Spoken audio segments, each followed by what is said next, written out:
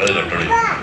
നമുക്കൊക്കെ അല്ലാഹു സുബ്ഹാനഹു വ തആല നൽകിയ സമ്പത്ത് എത്ര, സൗകര്യങ്ങൾ എത്ര, അനുഗ്രഹങ്ങൾ എത്ര, നാട്ടിലെ സ്ഥാനമാനങ്ങൾ എത്ര, പരിഗണന എത്ര, നമ്മളൊക്കെ അത് ഉപയോഗിച്ച് എന്ത് ചെയ്തു എന്ന് കൂടെ ആലോചിക്കാൻ വേണ്ടിയിട്ടാ ഹബീബുൻ നജ്ജാർ എന്നാണ് പാവപ്പെട്ട മനുഷ്യന്റെ പേര് തന്നെ. നബി കരീം സല്ലല്ലാഹു അലൈഹി വസല്ലം അദ്ദേഹത്തെ പരിചയപ്പെടുത്തിയത് നിഅമൻ നാസിഹു ഹബീബുൻ നജ്ജാർ യൻസഹു ഖൗമഹു ഹയ്യ വമയ്യിത എന്നാണ്. എന്തോരു നല്ല ഉപദേശിയാണ്, എന്തോരു നല്ല ഉപദേശിയാണ്, ദാഴിയാണ്, പ്രബോധകനാണ് ഹബീബുൻ നജ്ജാർ. ആളുകളെ അദ്ദേഹം ജീവിച്ചിരുന്നപ്പോഴും ദഅവത്ത് നടത്തിയിട്ടുണ്ട്, മരിച്ചതിന് ശേഷവും ദഅവത്ത് നടത്തി. അങ്ങനെ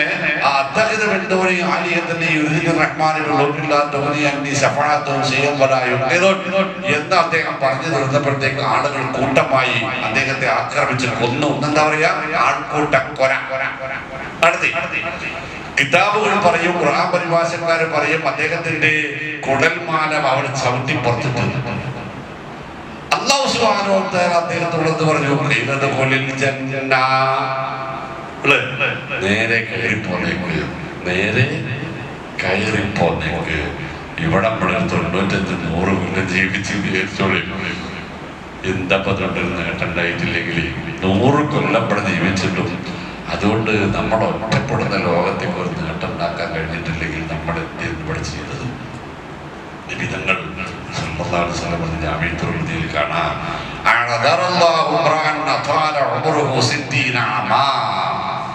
ഒരു കൊല്ലായി ഞാൻ ബേജാറില്ല. അവിടെ പറഞ്ഞാല് 60 വയസ്സ് വരെ ജീവിക്കാൻ അനുവാദം കിട്ടിയാൽ അയാളുടെ വിചാരണ സമയത്ത് എന്തെങ്കിലും ഒരു വിട്ടുവീഴ്ച ചെയ്യാൻ അല്ലാഹു തയ്യാറാവില്ല.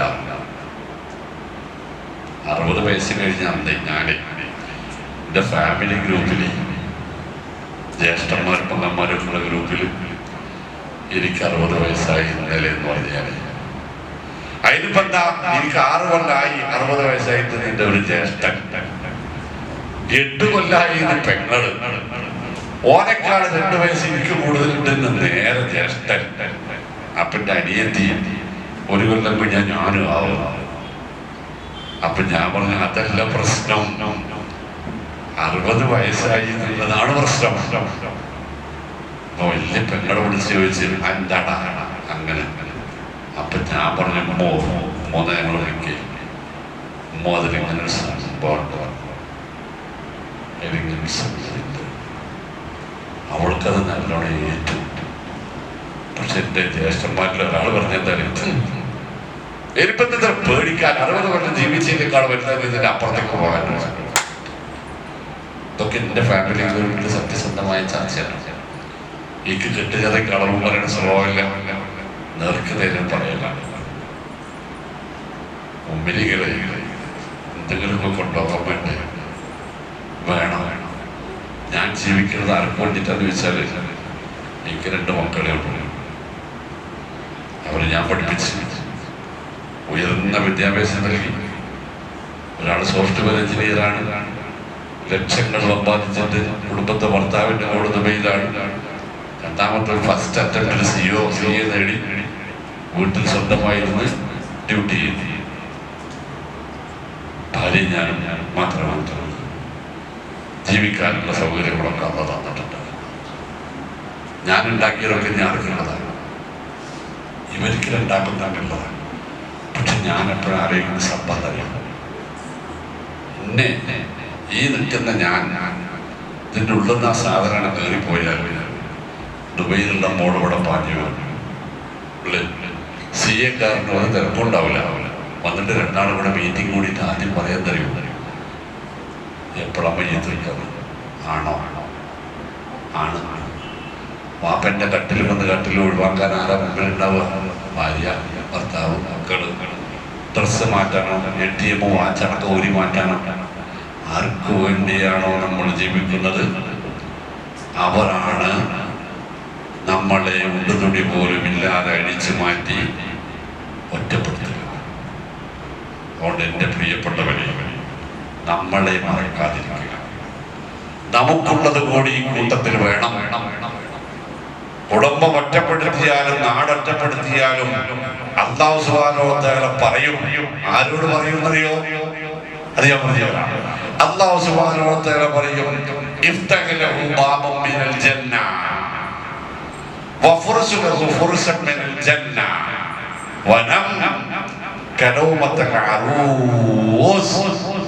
സ്വർഗത്തിന്റെ ഒരു വാതിൽ ആ ഖബറിലേക്കാണ് തുറന്നു വെച്ചേക്ക്.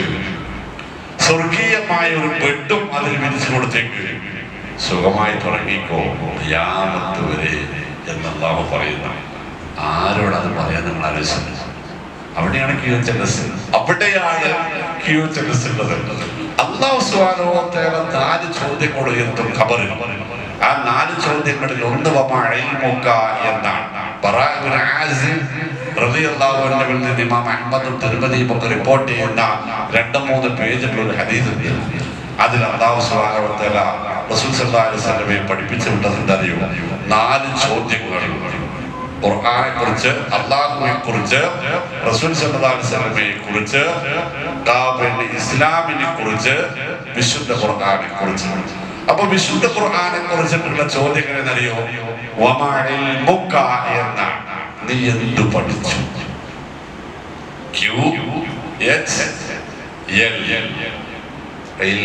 നീ എന്ത് ലേൺ ചെയ്തു?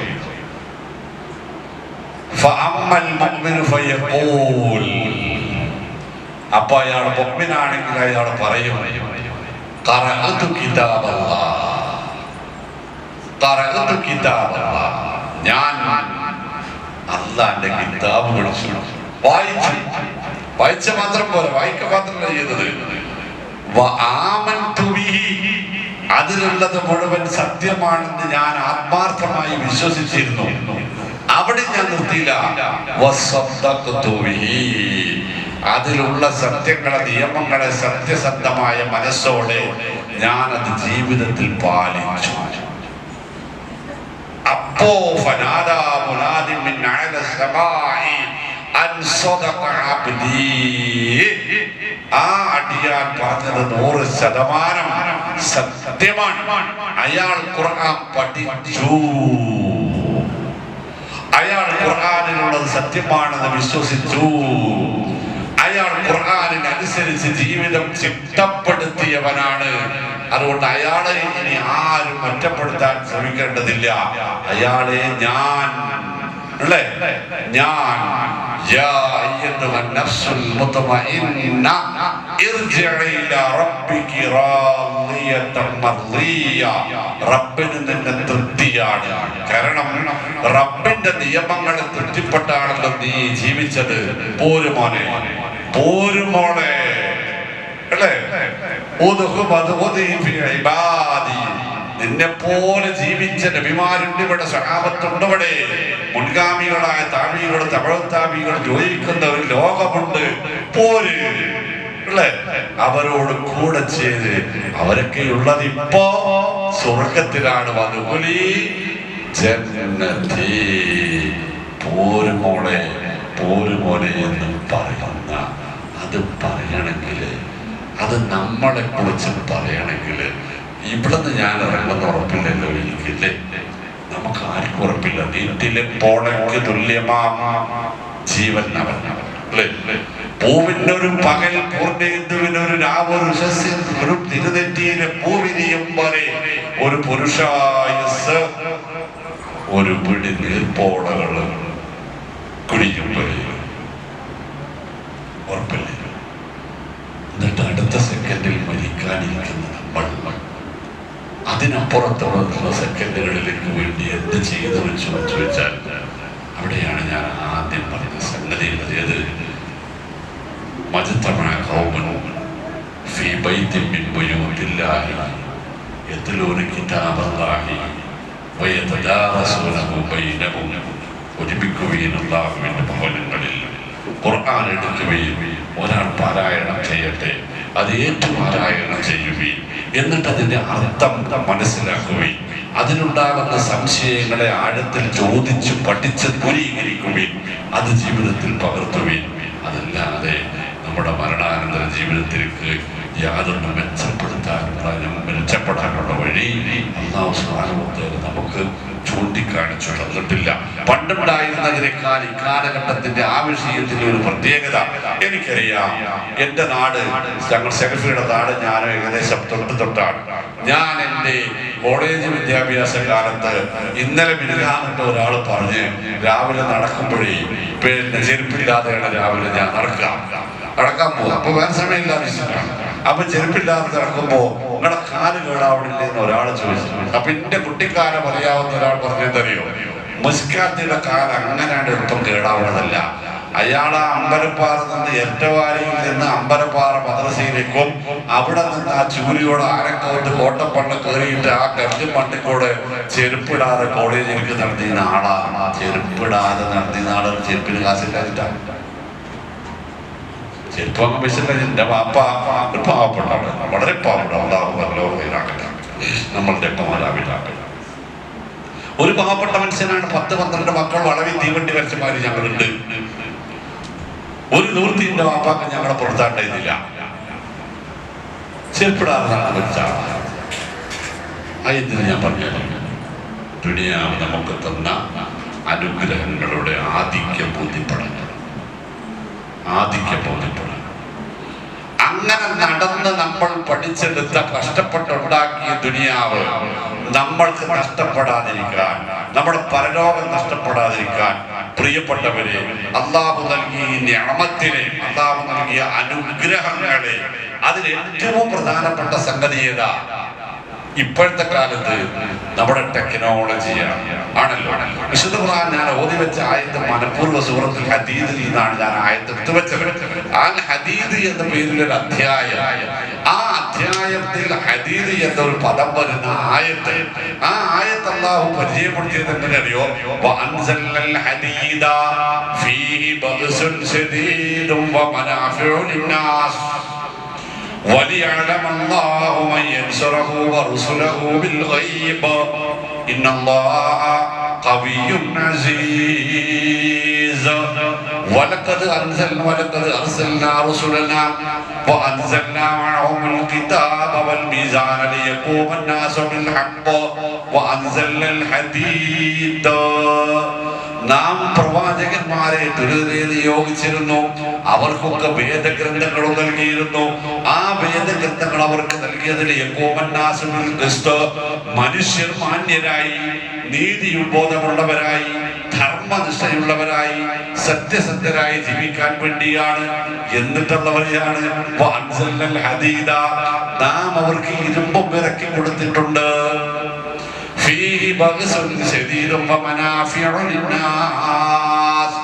അതുകൊണ്ട് ഒരുപാട് ആപത്തുകളുണ്ട്, അതേ സമയത്ത് അതിൽ ഒരുപാട് ഉപകാരങ്ങളുമുണ്ട്.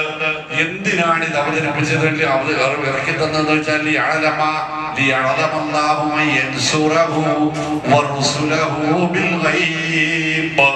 ഈ വസ്തു ഉപയോഗിച്ച് ഇതെന്താണ് സാധനം, ഇതിന്റെ റോ മെറ്റീരിയൽ എന്താണ്, ഇതിന്റെ അടിസ്ഥാന ഘടകം ഈ പറഞ്ഞ ഇരുമ്പല്ലേ അല്ലേ? സാറ്റലൈറ്റുകളുടെ അടിസ്ഥാന ഘടകം എന്താണ്? ഏതൊരു സാങ്കേതിക സൗകര്യത്തിന്റെയും അടിസ്ഥാന ഘടകമായി വർദ്ധിക്കുന്ന സാധനത്തെ കുറിച്ചാണ് അല്ലാഹു കണ്ണ് കാണാൻ പറ്റാത്ത, കണ്ണിൽ കാണാനോ കേൾക്കാനോ പറയാനോ ചിന്തിക്കാനോ പറ്റാത്ത സർവമാന തെമ്മാടിത്തരങ്ങളും ഇതിലുണ്ട് ഇന്നത്തെ കാലത്ത്. എന്നാലും ഒരൊറ്റ ക്ലിക്കിൽ ആയിരക്കണക്കിന് 10,000-കണക്കിന് ആളുകൾക്ക് ദഅവത്ത് എത്തിക്കാനുള്ള മാർഗവും ഇതിലുണ്ട്. ഏതായത്തിനെ കുറിച്ച് എപ്പോൾ സംശയം തോന്നിയാലും 1-2 ടച്ചിൽ ആ ആയത്തും അതിന്റെ അർത്ഥം പച്ച മലയാളത്തിൽ വരുന്ന ഓപ്ഷൻസ്, ആപ്ലിക്കേഷൻസ് ഇതിലുണ്ട്. തൗഹീദ് വേണോ, സുന്നത്ത് വേണോ, ആഖിറത്ത് വേണോ, സ്വഭാവ സംസ്കൃതികൾ വേണോ, ഏത് വിഷയത്തിലാണ് പഠിക്കാൻ താല്പര്യമുള്ളത് ഒരു ചോദ്യം ചോദിച്ചാൽ മതി. താത്താൻ ഒരുപാടുണ്ട്, ജമീന്ന് പറഞ്ഞിട്ട് ഒരു താത്തുണ്ട് അല്ലേ, മെറ്റാന്ന് പറഞ്ഞിട്ട് ഒരു കാക്കുണ്ട്, പിന്നെ വേറെ ഏതൊരു കാക്കയുണ്ടല്ലോ, പുതിയൊരു ആപ്പ് വേറെയും ഇറങ്ങിയിട്ടുണ്ട്. എന്തും ചോദിക്കാം, ആസ്ക് മെറ്റ എനിതിങ്, എന്ത് വേണേ ചോദിച്ചോളി, ഞാൻ പറഞ്ഞുതരാന്നവൻ അല്ലേ. ഉപയോഗിക്കണം. ഖുർആന്റെ പണ്ടൊക്കെ കയ്യിൽ പിടിച്ചുകൊണ്ട് പോകാനും വാപ്പാക്കും ഉമ്മാക്കും പേരക്കുട്ടിക്ക് മദ്രസയിൽ പോകാനും ഒക്കെ കൂടെ ഒരു മുസ്ലിം മാത്രം ഉണ്ടായിരുന്നിടത്ത് ഒരു നയാ പൈസ മുടക്കില്ലാതെ ഡൗൺലോഡ് ചെയ്താൽ കിട്ടുന്നതാണ് ഖുർആൻ അല്ലേ? ഞാൻ ഡൗൺലോഡ് ചെയ്ത് വെച്ചൊരു സാധനത്തിന്റെ പ്രത്യേകത എന്താണെന്നറിയുന്നത്? അതിൽ 12ഓളം തഫ്സീറുകളുണ്ട്. മലയാളവും ഇംഗ്ലീഷും ലോകത്തിലെ ഏത് ഭാഷകൾ വേണമെങ്കിലും നമുക്ക് പരിശോധിക്കാൻ കിട്ടും. ഒരായത്ത് വേണമെങ്കിൽ അതിൻ്റെ ഒരു പദം അടിച്ചു കൊടുത്താൽ ആ ആയത്തിനോട് വന്ന് പറയും. ആ ആയത്തിന്റെ അർത്ഥത്തിന് ഒരു ടച്ച് കൂടെ കൊടുത്താൽ ഒന്നിച്ചിട്ട് വരും. ഏത് പരിഭാഷ വേണോ അതൊക്കെ കിട്ടു വരും. അമാനുമോലിയുടെ പരിഭാഷ വേണോ അതുണ്ട്, ചെറിയ ഉണ്ടത്തിന്റെ പരിഭാഷ വേണോ അതുണ്ട്, യൂസുഫ് അലിയുടെ പരിഭാഷ വേണോ അതുണ്ട്, പിന്നെ ഹുസൈനിന്റെ പരിഭാഷ വേണം അതുണ്ട്, ഇബ്നു കസീർ വേണം അതുണ്ട്, അറബി തിരിയിലെ മലയാളമുണ്ട്, രണ്ടും തിരിയിലെ ഇംഗ്ലീഷ് ഉണ്ട്. നമുക്ക് ഏത് ഭാഷയാണ് മനസ്സിലാവുന്നത് അതൊക്കെയുണ്ട്. ഒരു ആയത്തൊന്നും കൂടി ടച്ച് ചെയ്തിട്ട് അതൊന്ന് വായിക്കാൻ, അതിൽ തന്നെ ഓതി കേൾക്കാനുള്ള ഓപ്ഷൻ ഉണ്ട്, അതിന്റെ തജ്വീദ് പഠിക്കാനുള്ള ഓപ്ഷൻ ഉണ്ട്, അതൊന്ന് കൂട്ടുകാരന് വിട്ടുകൊടുക്കാൻ, അതൊന്ന് മക്കളെ കേൾപ്പിക്കാൻ, അതൊന്ന് എല്ലാവരും കൂടെ കൂടിയിരുന്ന് പഠിക്കാൻ. മദ്രസ കുട്ടികൾക്ക് വേണ്ടിട്ട് നോക്കാൻ നിങ്ങൾ വാപ്പക്ക് ഓതാനറിയില്ല, ഉമ്മാക്ക് ഓതാനറിയില്ല, മദ്രസയിൽ പോയിട്ടില്ല എന്ന് വെച്ചോളി. പക്ഷേ കുട്ടികളെ പഠിപ്പിക്കാൻ താല്പര്യമുണ്ട്. ഇതാ വരുന്ന ഒരാപ്പ് മുസഹഫുൽ മുഅല്ലിം എന്നാണ് പേര് തന്നെ. മുസഹഫുൽ മുഅല്ലിം എന്ന് അടിച്ചുകൊടുത്താൽ ഫ്രീ ആയിട്ട് വരാണ്. നമുക്ക് ഖുർആനിൽ ഏത് ജുസ്ആ വേണ്ടതെന്ന് വെച്ചാൽ അതാണ് ടച്ച് ചെയ്താൽ മതി. അതിങ്ങോട്ട് പോരും. അതിങ്ങോട്ട് പോന്നു കഴിഞ്ഞാൽ അത് ഒന്നോടാൻ ടച്ച് ചെയ്താൽ ഇത് കേട്ടോളി ഒത്തിങ്ങനെ വന്നുകൊണ്ടിരിക്കും.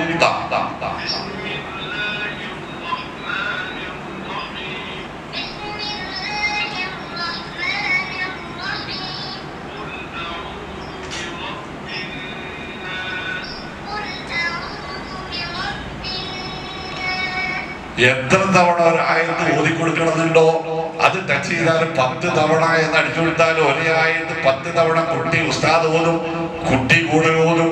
നമ്മളെ മക്കളുടെ മുമ്പിൽ ഇത് വെച്ച് കൊടുക്കുന്നതിന് പകരം ടോം ആൻഡ് ജെറി വെച്ച് കൊടുത്താൽ എങ്ങനെയുണ്ട്, ഗെയിമുകൾ വെച്ച് കൊടുത്താൽ എങ്ങനെയുണ്ട്, സിനിമാ തിയേറ്ററിൽ വെച്ച് കൊടുത്താൽ, റീൽസ് വെച്ച് കൊടുത്താൽ എങ്ങനെയുണ്ട് അല്ലേ? പഠിച്ചോനെ എടുത്ത് രാത്രി 11 മണി സമയത്ത് ഒരു പ്രോഗ്രാം കഴിഞ്ഞിട്ട് 1 മണിക്കൂർ ഓടിയിട്ട് 12 മണിക്ക് ഞാൻ മലപ്പുറത്തെത്താണ്. പിന്നെയും 1.5 മണിക്കൂർ ഓടണം എനിക്ക് വീട്ടിലേക്ക്. അപ്പൊ ഉറക്കം പറഞ്ഞിട്ട് ഞാൻ കട്ടനായ വണ്ടിയിൽ വെച്ചിട്ട് അവരെപ്പോഴും ഉണ്ട്. അത് കഴിഞ്ഞിരുന്നു രാവിലെ ഇറങ്ങിയത്. ഇന്നിപ്പത് 3ാമത്തതാണ്, ഒന്നുകൂടെ ഉണ്ട്. അപ്പോ അവർ ചായ കുടിക്കാൻ കയറുകയാണ്. മലപ്പുറം കോട്ടപ്പടി എംബസി ഹോട്ടലിൽ. അപ്പൊ അവിടെ ഉണ്ട് കുറെ ആളുകൾ ഇങ്ങനെ പൊതിഞ്ഞ് നിൽക്കുന്ന ഒരാളെ ചുറ്റുപാടുകൾ. അതിൽ എല്ലായിടത്തോടെ പെണ്ണുങ്ങളുണ്ട്, കുട്ടികളോട് ഈ പൊതിഞ്ഞ് നിൽക്കുന്ന ആൾക്കാരില്ലേ, ഇവരൊക്കെ നട്ടപ്പാതിരൊക്കെ ചോറിക്കുള്ളതാണ് എംബസിക്ക്. ഈ പൊതിഞ്ഞ് നിൽക്കുന്നത് ആരെയെന്നറിയോ?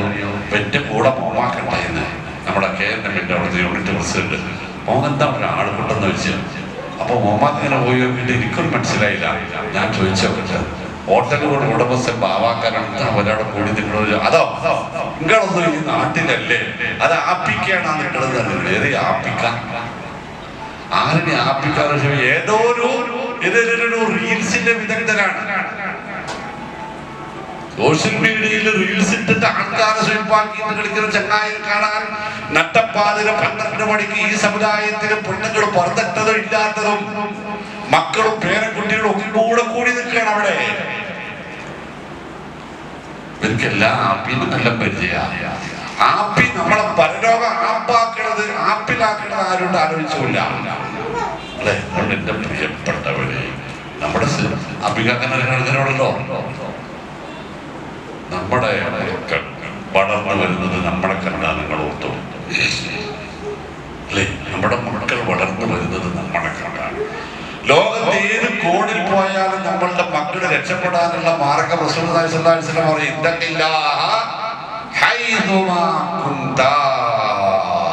പടച്ചോൻ അവിടെ കൊണ്ടുവന്നുള്ളൊരു ഓർമ്മ മക്കൾക്ക് ഉണ്ടാക്കി കൊടുത്താൽ മതി എന്നാണ് അർത്ഥം. മോൻ ഓസ്ട്രേലിയ പോയാലും പിന്നെ യൂറോപ്പ് പോയാലും ഇപ്പൊ ചാടാണ് കുറെ ആൾക്കാരുടെ പിന്നെ ട്രെൻഡ്. ചാടിൽ പോയാലും നീ എവിടെ പോയാലും ശരി, അന്ന് അവിടെ കിട്ടുന്നത് മക്കൾക്ക് ഓർമ്മ ഉണ്ടാക്കി കൊടുത്താൽ അതിപ്പോ ഇവിടുന്ന് പറ്റൂലേ അല്ലേ? ഓസ്ട്രേലിയയിലായാലും യൂറോപ്പിലായാലും അമേരിക്കയിലായാലും ഇന്ന് ഒരു ടച്ചിനൊരു ആയത്ത് അവിടെ എത്തും, ഒരു വയൽ അവിടെ എത്തും, ഒരു ക്ലിപ്പ് അവിടെ എത്തും. പാപ്പിയും ഈ കാര്യത്തിലൊക്കെ ഒന്ന് ശ്രദ്ധിക്കേണ്ടതുണ്ട് അല്ലേ? ലോകത്തോട് ദഅവത്ത് നടത്താൻ ചെറുപ്പക്കാർക്ക് നമ്മൾ നോക്കണേ. ആ കൊറോണ കാലം പിന്നെ പ്രളയകാലത്ത് ഈ മക്കൾ ഈ സോഷ്യൽ മീഡിയ കൊണ്ട് കാണിച്ചു കൂട്ടിയ അത്ഭുതങ്ങൾ നോക്കാണ് നിങ്ങൾ അല്ലേ? നെറ്റില്ല, ഒരു സംവിധാനവുമില്ല, പക്ഷെ അവരുടെ ആശയവിനിമയ ശേഷിക്ക് ഒരു തകരാറുമില്ലാതെ പുതിയ പുതിയ സാങ്കേതിക വിദ്യകളെ അതാത് സമയങ്ങളിൽ അവർ ഉപയോഗപ്പെടുത്തി കഷ്ടപ്പാടിൽപ്പെട്ട അപകടത്തിൽപ്പെട്ട സർവ്വനെയും അവർ രക്ഷിച്ച് ആവശ്യമുള്ളതൊക്കെ ആവശ്യമുള്ള സ്ഥലങ്ങളിൽ അറിഞ്ഞ് കണ്ടെത്തി അവരെത്തിച്ചത് ഈ ടെക്നോളജിയുടെ പിൻബലത്തിലാണ്. പക്ഷേ എൻ്റെ പ്രിയപ്പെട്ട മക്കൾ ഓർത്തില്ല, ആ ടെക്നോളജി നമ്മുടെ പരലോകത്ത് നഷ്ടത്തിലാക്കാനും നേട്ടത്തിലാക്കാനും ഉള്ളതും അതേ ടെക്നോളജിയുടെ ഉപയോഗവും ദുരുപയോഗവും തന്നെയാണ്. അതുകൊണ്ട് എൻ്റെ പ്രിയപ്പെട്ടവരെ, എനിക്ക് 6 മണിക്ക് പിന്നെ മഗ്‌രിബിന് മലപ്പുറത്താണ് അടുത്ത ക്ലാസ്. ഇനി അടുത്ത അധിക നേരം മുന്നോട്ട് പോകാൻ എനിക്ക് സാധിക്കില്ല. അപ്പൊ എനിക്ക് പറയാനുള്ള തന്നെയോ, ينزل على عبده آيات بينات ليخرجكم من الظلمات إلى النور وإن الله بكم لرؤوف رحيم. എന്നാണ് സൂറത്ത് ഹദീദിൽ എന്താ പറഞ്ഞത്? هو الذي ينزل على عبده آيات بينات.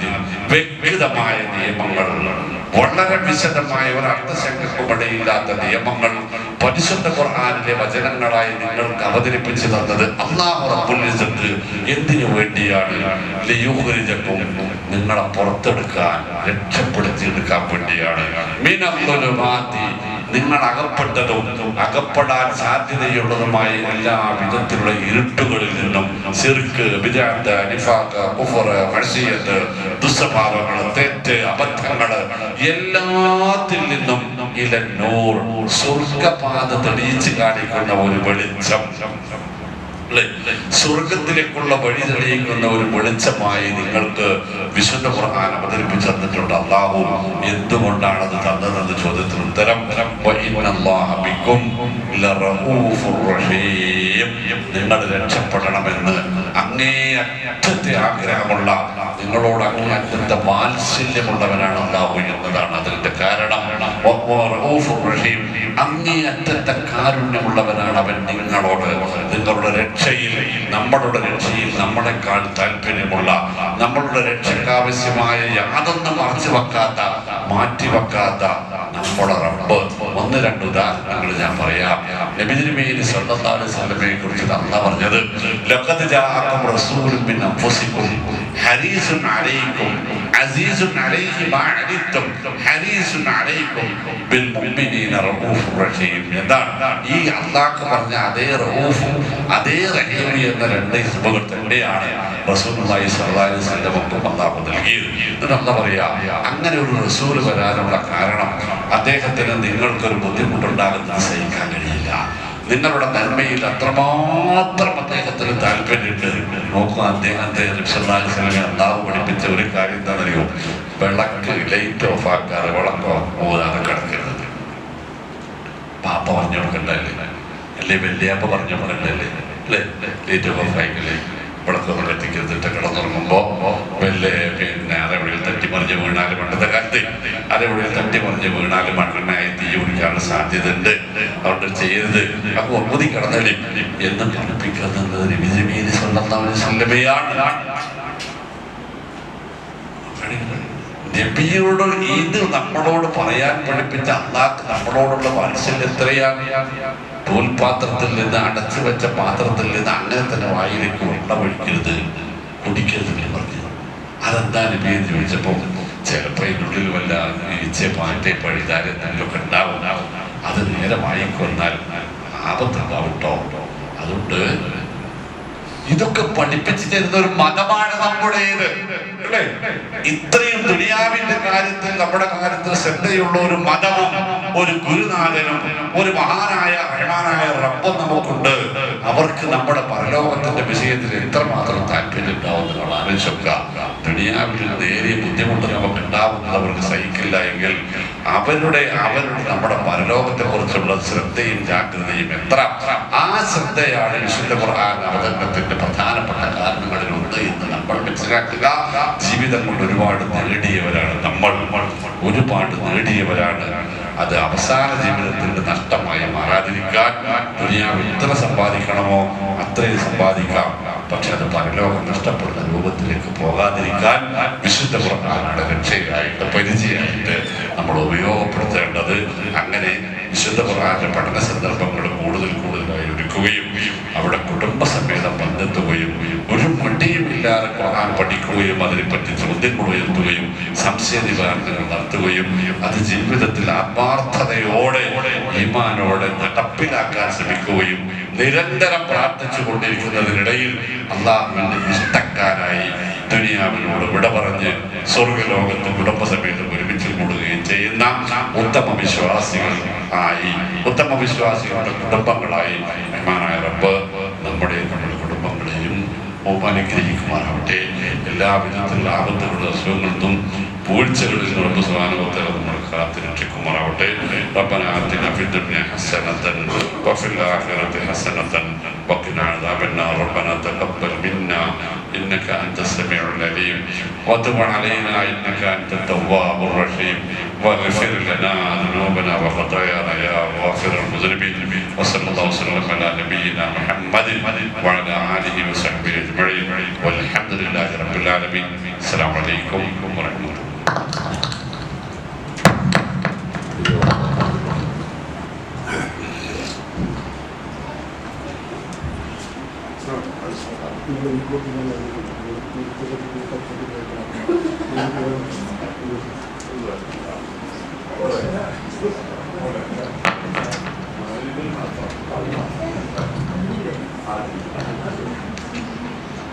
السلام عليكم ورحمة الله.